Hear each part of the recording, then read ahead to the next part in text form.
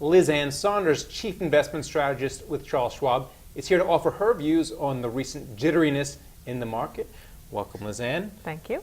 Well, it's good to have you here. Nice so tell me, what should investors be thinking when they see all this volatility in the market? Well, look, we had gone through a fairly lengthy period where there was very low volatility in the market, sort of typical bull market volatility.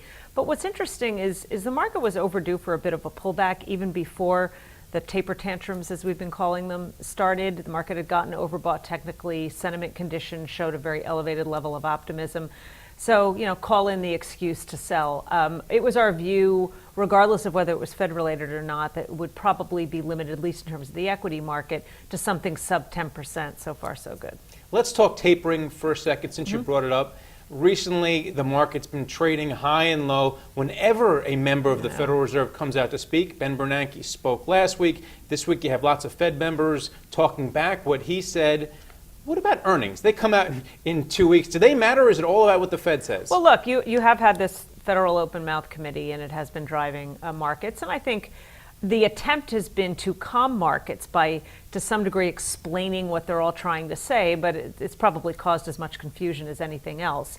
And we've been in this interim period where we haven't had the benefit of earnings as the more traditional fundamental driver. So I do think earnings are still important. I think not only earnings themselves will be important, but particularly important, especially given that the Fed actually upgraded its outlook into 2014, will be to see whether companies support that by stronger guidance. Now, I know you're a long-term investor, but is there a summer strategy considering all that's going on?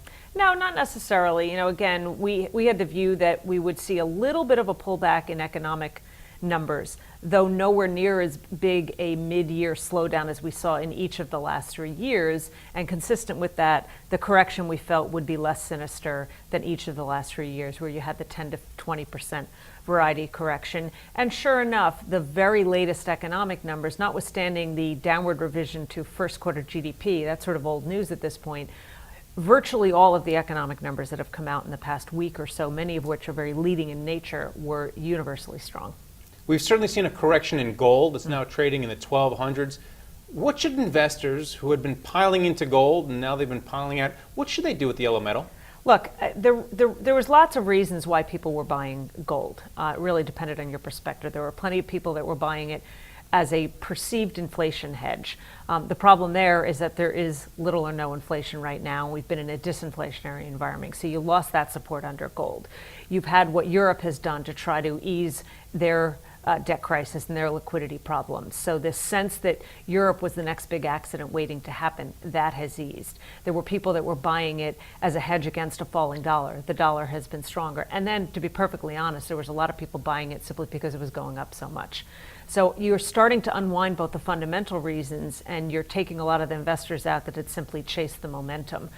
We're not formal analysts on gold. I have no idea where the bottom is. We are seeing it get to that sort of oversold level, but we're not recommending people step back in here. Well, we have seen a little bit of a rebound in stocks in the last few days. You mentioned Europe. For a while, it was the undoing of Europe, which was always the catalyst for the bears to come out and play. We can hear from Europe again? Well, we'll hear from them, but I think things have calmed a bit. We've got the whatever it takes message from Draghi and the other institutions. You've got some of the leading indicators there, things like the PMI, the OECD leading economic index, seems to have maybe started to turn up a little bit. So we may have hit what tends to be a very important inflection point, where markets can start to behave on the assumption that things are not getting any worse and they're starting to get better. Would you still rather have your money in U.S. stocks? Because the BRICS, which, like gold, were once the hottest thing out there, BRICS are getting hit harder than anybody because of our rate moves up. So is the U.S. still the best place to be? We have had the strongest view by far on U.S. equities, particularly relative to the rest of the world.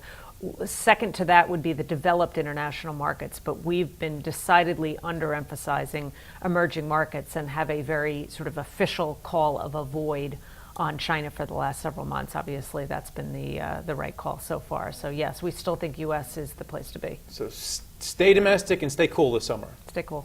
Thanks a lot, Liz. Thanks. Thank you for watching The Street.